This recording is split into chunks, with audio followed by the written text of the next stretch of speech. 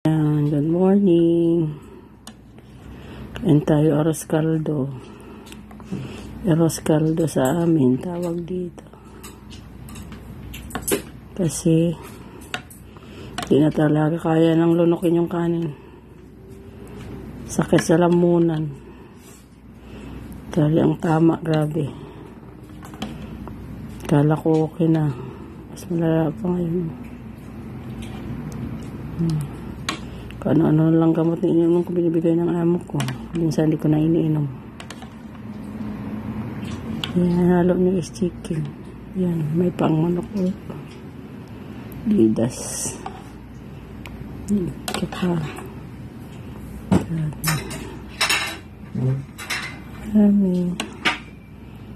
Breakfast tayo, guys. Wala na tayong boses. Yan. Dito ko sa sopa.